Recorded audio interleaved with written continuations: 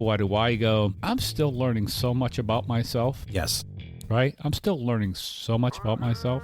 And I said one thing that I've realized and I've been sharing at meetings is that when I go to meetings and I listen to other people share, learn more about myself, right? Because I identify with that and I go, ooh, that's me. I feel that way, right? And you know, we talk about reading the big book, how you read a passage for the 7th, 8th, 9th, 10th time, and all of a sudden something new appears in it to you.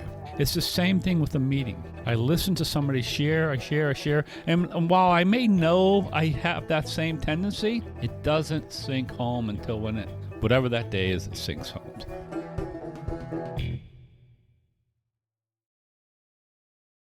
Would you like some recovery sent right to your mailbox? Well, I've got the perfect thing for you. The Sober Friends podcast has a Substack. You can go to soberfriendspod.substack.com. That's where you can sign up for the Sober Friends Dispatch each week.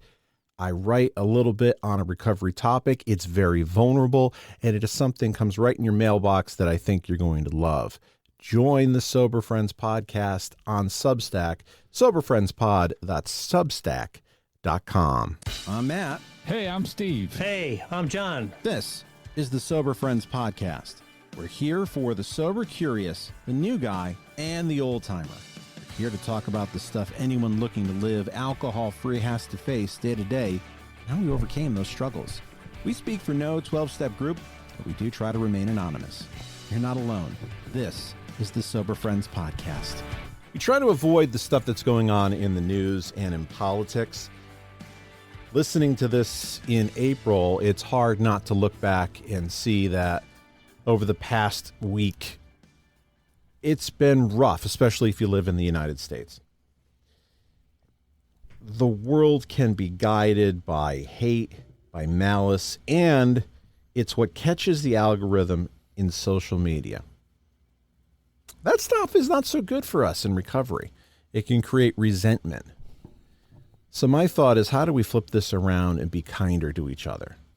Kindness is our topic today, Steve.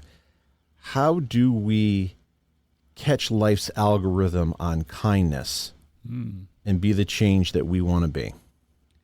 Good morning, Matt. It's a great topic, and it's a great topic for me because I like to think of myself as a kindness person, but in certain aspects, I would be called, especially like social media stuff like that, I would be called a hater because I've got strong opinions on things that I don't like, right? And I do think about that, and I strive to be better. And I'll tell you, so it's a great topic because you're right. Mm-hmm.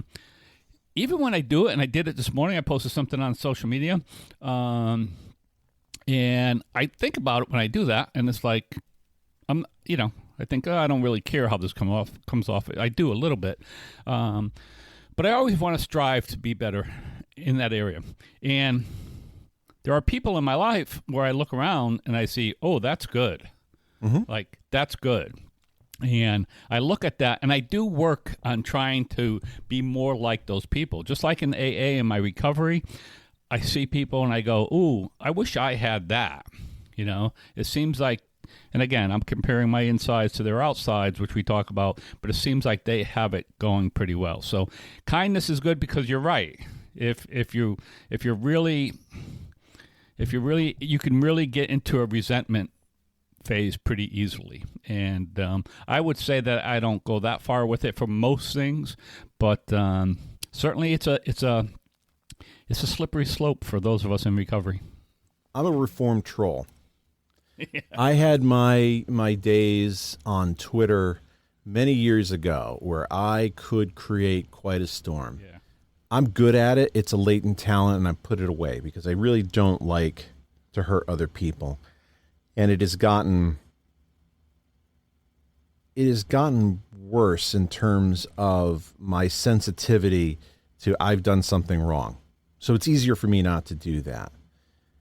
I'll tell you, this topic came up in my mind a couple different ways. I finally saw the We Are the World documentary on Netflix. It's been out there about a year or so. Right. I've seen it. And it's good. There are some. I'm getting it. I'm moving on to the review of it. It's good. It could be better. A lot of it, I'm distracted by people's faces being different than their former faces, of the stretching and pulling. But just the idea of, like, when Bob Geldof comes in and he explains to everybody who's jovial of this is what the reality is, and everybody hushes up. And all of these egos go aside to put this thing together, that kindness aspect. Mm-hmm. I don't want to challenge your politics if you feel differently, so keep an open mind here. The other thing that was brought up was Cory Booker's speech this week, where he went about 25 hours. And I looked at that and I'm like, this is a stunt. I don't care. I'm ignoring this. And then I heard some of the buzz, especially in the last hour, where he talked about John Lewis.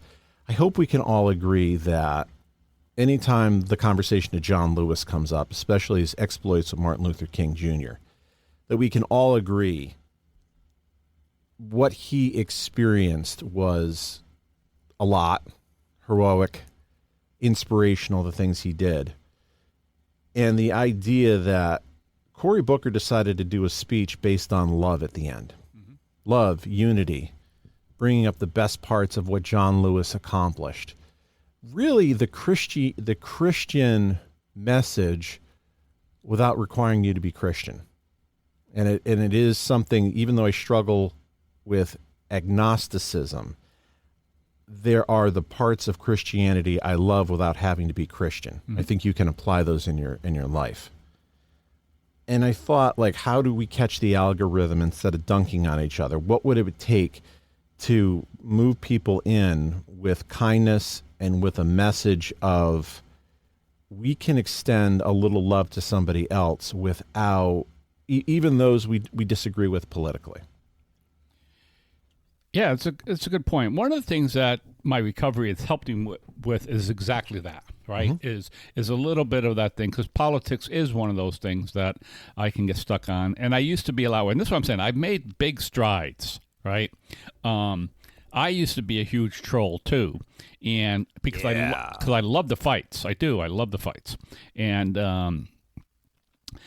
And so, but I've stopped like that. And now I've come to realize, like, I'll have a fight on my own post, but I don't want to have a fight on somebody else's post. So that's why I've stopped doing it, right? Like, if you want to come to my post and fight with me, bring it. I love it. It's my post.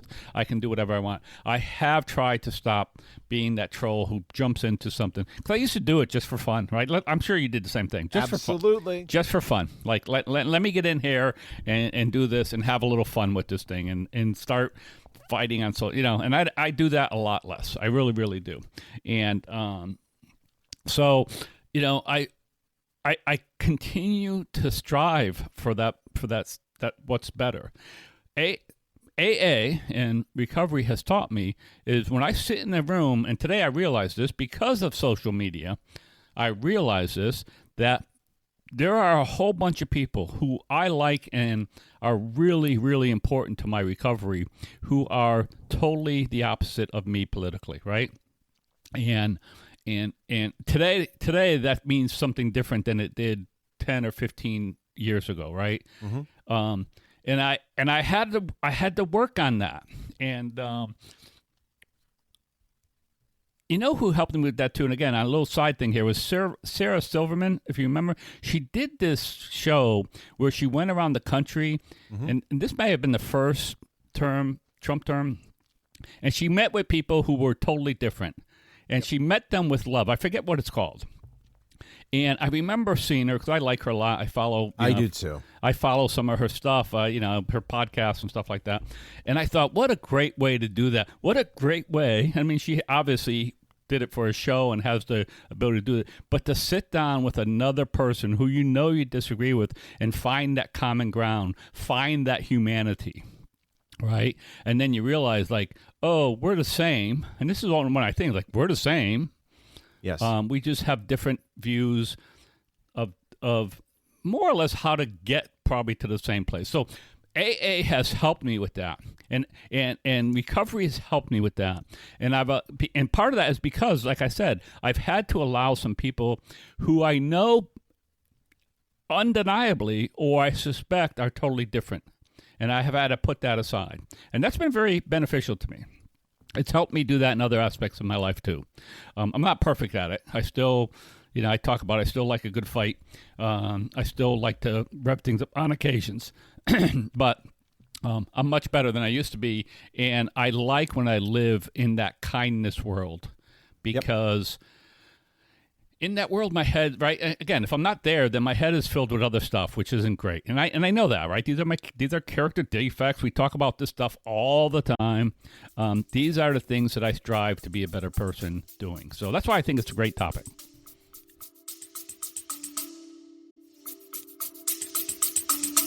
We'll be right back. Are you a therapist or healer with a mystical or spiritual edge?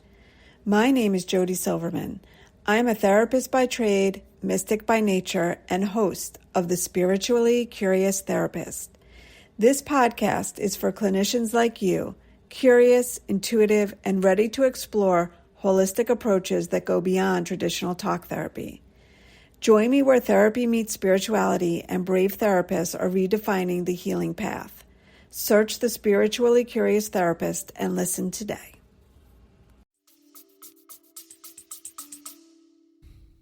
I don't think that type of kindness and empathy comes natural to us in our human condition, which it's why it's so easy to monetize the algorithm of hate, because that dives really deep into where we are normally. But we are also really attracted to those people who are kind and empathetic and generous because it does feel so hard and so abnormal. And it's like, whoa, that's something different.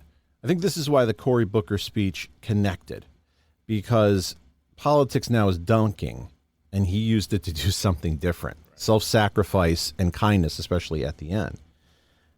I'm thinking off the top of my head, like, who are those people that we look at as super, super kind, those attractive type people? The first, I think, that comes to mind is Oprah. Like, Oprah started, if you remember, if you're old like me and Steve, and you remember when Oprah started, it was like sort of a Jerry Springer light show for her time.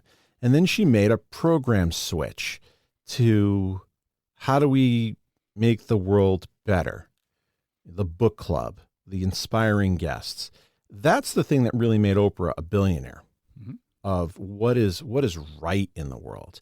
I think this is why Bob Ross is still popular to this day, and we have warm, fuzzy memories. There were no mistakes. There were happy little accidents.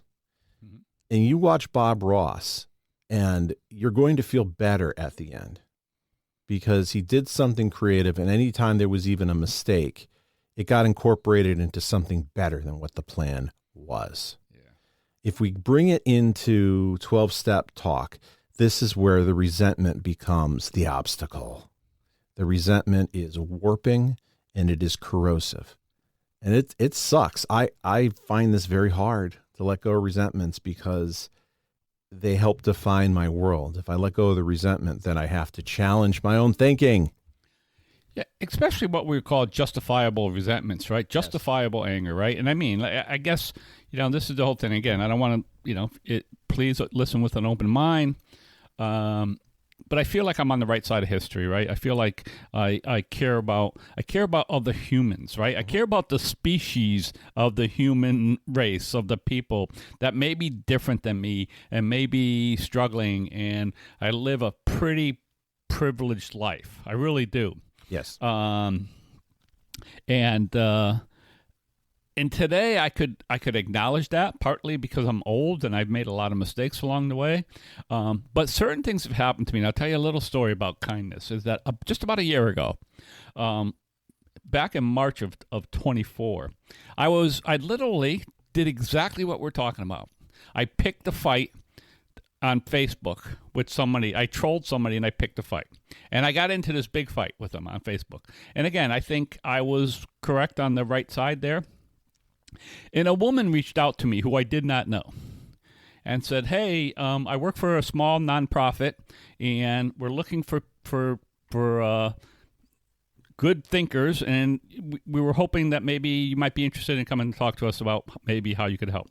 So I went over to this small nonprofit, and I talked to them, and I found that there was work I could do, and I could fit. And this woman, her name is Donna. I'll give her a shout out. She listened to our podcast, by the way. Oh, great. Yeah, and but I met her, and she is like the kindest person I've ever, I mean it. Like, she is so kind and so gentle. And I've shared this at meetings. I might have shared it on this podcast before because I don't always know what I've said. But, if you believe in God and there's no coincidences, I've said this before, that maybe I was led to that that nonprofit, that volunteer work, so I could see her and see how kind she is and how easy it is. And here's the thing, right? What this nonprofit does is I spend 6 hours a week, and we have a tech center where typically older adults come in for help with electronics, mostly phones, laptops, tablets, that kind of stuff. And we help them work through some of that stuff that older adults do. And I've had plenty of people come in who are totally politically, different than me. Yep. And I had to help them do stuff on their phone that showed me that they were, right? Hey, can you help me get the Newsmax app on my phone? Mm-hmm. Right? Can you make the YMCA my phone ringer? Only if you show me that dance. Right. So and I've had to do that. That's good for me. Mm-hmm. That's good for me to sit down and work with these people, and they're kind people, and they're good, and they're nice, and I'm fine with them. So it's been so good. And so I think about that relationship. Like, why did I end up here? Partly I was looking for something to do, but I watched this woman every day. And I've told her this. I said, I think I'm here so I could watch you and how I can become a better person.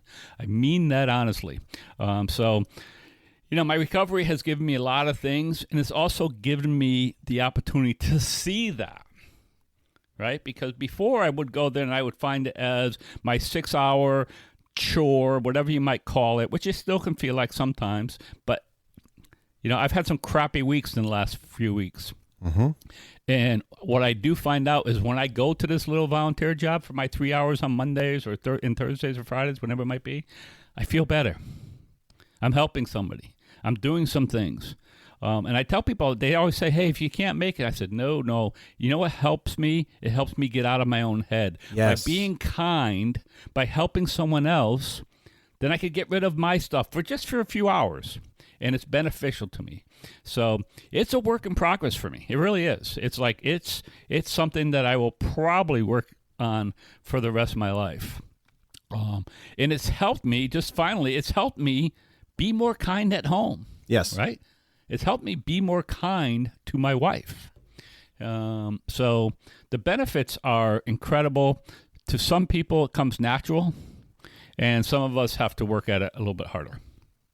My wife has been sick, or as she says, she's got spring allergies, because she always assumes it's an allergy. She's always in denial that she's sick. So she's had a cold for the last few days. Or heavy allergies. I don't know, one of the two. But she has been a mess. And my youngest daughter had her birthday party yesterday somewhere, and we had to still get some stuff. And my wife was sleeping much of the day. And I'm talking to her like, I'd like to get this done, but we still have to get the birthday stuff. And I'm and I let her know, I'm not saying you have to do this or I have to do this. I'm just saying I'm doing this. I'm thinking as I'm talking. And what I think we should do is you should stay here. You should rest. Let me go with the girls and I'll get the stuff. I would have preferred to go to the gym. Mm-hmm. I have gotten really focused on my step count, and I wasn't going to raise that. And I was going to fall behind. And I had to think through what's the greater thing here. We're having this birthday party in the evening. She's going to be a mess for that. And even beyond that, she just doesn't feel good. Right. I can take my daughters to go do this. And even though it's not something I want to do, like, this is the right thing, and I have to reset my mind of it's just one day. And my daughters were incredibly grateful to spend that time with me. We just picked up a cake, picked up some candles, and picked up candy. It was really easy. We went to Vernon, and we could go to the supermarket, the dollar store, and Five Below, and we get out of the car, and it's raining. Mm-hmm. It's a lousy day, but we could just walk right around, and they had a blast. Yeah. And I felt better about me because I did something for somebody else. I always and think about how you feel in recovery when you do something for the new person. This was the same thing. I helped my wife. She got to rest. We got everything ready so she could get up, and she was great at the party. I think about a lot of stuff I'm doing at work. I have a new teammate who inspires me because she works a lot harder than I think I did when I onboarded. She's getting things a lot quicker than I did, but she doesn't come from a coaching mindset or doesn't have coaching experience. I took it upon myself of let's set up some time and I will teach you what I know about coaching. Like we'll listen to calls, and we'll role play some stuff. And she has been so grateful for me to help her do this. But I'm getting a lot out of it too, because I feel better about me. And when I see somebody, those connections click, it boosts my self-confidence because I'm like, oh, I actually know something that I can help somebody else with. And I feel better. And when I feel better about myself, I'm less likely to drink. Yeah, absolutely. You know, it's interesting. I've been thinking about adversity lately, and I've had some stuff going on. My wife's going through some health issues where she needs a lot of my support at the time. And one of the things I've noticed is that, just like you were talking about your coworker there, is that the joy, and I mean this honestly, the joy I'm getting out of taking care of my wife and helping her with some stuff. And I tell her that all the time. And and I wasn't, and just like you, like it's you know, I talk about hiking all the time. It's really interrupted my hiking this year. I can't go away for various reasons. And I would love to do a lot of that stuff. But I'm also realizing, you know, I've talked about on this podcast, my goal is to be useful. Right. And I realize, like, man, I'm being useful at home right now. I'm being very useful at home right now. And it feels good. Just like you said, it feels good because I feel good about myself. I told my wife that we're going through some challenging stuff. I actually said I think it's good for us because it's brought us closer together. I really do. And for me to have that silver lining in this situation is such a gift, right? And just to sidebar it, we talk about the promises of recovery and the promises of AA. And when I talk about I received some stuff that I couldn't even dream about, like I didn't even know I wanted. This is what I talk about. Like, this has become a gift. This has become a joy. Do I love it every minute of it? Of course not. Of course not. Do I sometimes feel bad? Of course I do, right? Because I can't get out and hike the way I wanted to hike. And one of the things I have to realize, like, I can get into the poor me's. I can, poor me, look at me, I'm stuck here. And I have to start thinking, well, I'm not the one going through the health issue, right? What about her? You know, I've been able to do that, right, today. I've been able to really focus on, you know, it's not all about me. Yep, I'm doing some stuff that I don't want to do, which I say is also part of my recovery. But just the fact that I've been able to do it with a lot of joy, I've been able to find happiness. I don't know about happiness, but joy and comfort and usefulness in doing that is like I said, I'm much less likely to drink when I'm feeling that way about myself, because I drink at people so often, right, in my career. So I can identify with that statement. Yeah. So, you know, this would be easy. And I shared about this a couple of weeks ago. It's like, I can't even imagine what my home life would be if I was drinking right now. Like, my wife, like, literally texts me sometimes because she's like, hey, can you bring me this? And I'm like, I could be drunk in the chair or drinking down in the basement drunk and not paying any, you know, like, that's who I was. That would be bad. Yeah. So anyway, it's good to know, and it's good. It's a good goal to work for and to look at, like, how can I be more kind? And just like you said, how can I be more kind in the environment that we're in today, which becomes a bit more challenging, right? But it's a useful goal, right? And again, it is, as we say, we keep repeating it, but it's also something that keeps me from going down a slippery slope to where I think drinking will make me feel better, right? Because that's what it is. Right. Like, I'm not going to just pick up one day. I'm going to go down the slippery slope where I'm feeling bad, and then one day I'm just going to pick up a drink. And I mean that honestly, like that. Mm-hmm. I understand how that works because it's happened to me before. And today I don't want to do that at all. I think what makes those experiences like what you're dealing with now so rewarding is it's not always happy when you're doing it. Right. There is a struggle there. There is going for that hike feels good, but that type of in the moment joy is always temporary. Yeah. But the feeling you have that I did something rewarding stays with you a lot longer, especially when there is sacrifice. Because you do have that sacrifice. That's what makes it more rewarding long term. And you look back at that.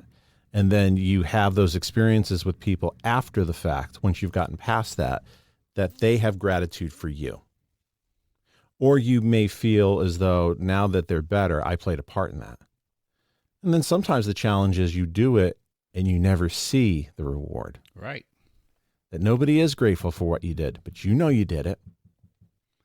Yeah, that's a common theme in my meeting. There's a common theme in my Friday night men's group, which I talk about here all the time, is exactly that. And I try to practice that too.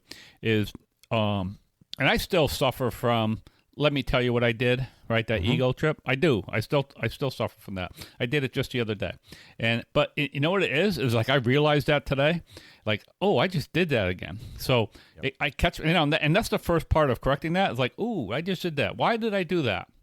Because whatever. So, but we always talk about my Friday night meeting. Not always. It comes up often about doing kind acts for other people without telling anybody, without anybody knowing, without saying, oh, yeah, I went over and did this, or I did this, or I helped this old lady out, or whatever it might be.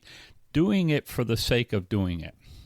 And again, that's a skill. And again, some of us do that much better. It just feels good to do that. And so it's always that challenge for some of us. Listen, my issue, and again, if you want to read about it, pick up the big book and read pages 83 and 84. Selfishness and self-centeredness, that I believe are the roots of all of my problems, right? When I read that, 83 to 84, which is about step 3, basically, in the 12 steps, I said, oh, that's me. That's me. I'm selfish and self-centered. I need to fix that. So that's what I work on today, how to be less selfish and how to be less self-centered. And it takes work. It still takes work for me today. I think it's going to take work for anybody who's doing it because it's not selfish. It's not, you don't get an immediate dopamine hit from it Right. by doing that, but you get something long term. And it's hard. It's hard for me sometimes to keep an open mind when I see the same people relapsing in a meeting. Yeah. Or I see people come in who are going on and on and on about how important the program is to them and how dedicated they are to it. These people who disappear for 6 months at a time and have the same miserable stories of hearing like what you say that you're winding up doesn't match with your actions. Right. And that is the one thing that triggers me the most. Yeah. And letting go, because I like that feeling of hate building up inside of me, and letting it go feels like I'm letting somebody else win. But long term, it's better because I do believe that you are putting the ripples out of bad juju out there to the world. Here's something I'll share with something here. Last week was a tough week for us, and I was not doing well Tuesday into Wednesday morning, and I have a new grandbaby, and I'm going down to see the grandbaby today to meet him, and part of this whole thing was a discussion. There was a group chat between my son and my daughter, and so I got some bad news, and I was just fuming, and I was texting. Like, everybody on this text chain knew I was fuming. And one of the things that happened, I told the story and everybody laughed, is that my son wrote a text to me and said, Dan, Dad, listen, this is exactly what we're talking about. Dad, you can be nice even when things aren't going your way. Right? Think about that statement and what we're talking about today, right? Yeah. I was not being nice that day. I was really hurting. I had a big emotional swing that was just, and all those big emotional swings really take a toll on me. But I read that and I knew he was right. Like, yeah, I can be kind, right? I can be kind even when things aren't going my way. But it just shows you that, I need to work on it. And then here I am, my son, right? The son teaching the dad the lesson. Mm-hmm. Like, you can be nice, Dad. You don't have to be a jerk, right? Basically, that's what he's telling me. He's seen me be a jerk enough in my life. You don't have to be a jerk just because things aren't going your way. So it took me a little bit, but I was able to get there, and I was able to get there because of the program, because I was able to vent my frustration and stuff at people who weren't emotionally connected to it. Right. So that when I had to engage people who were a part of it, I was able to do it in a better way. So again, it's a work in progress for me. It's something that I always have to work on, and by talking about it today puts it in the forefront of my mind that I could think, okay, let me do a better job with this today than I did yesterday. It's your turn now. What's your thoughts on this topic? Do you agree? Do you disagree?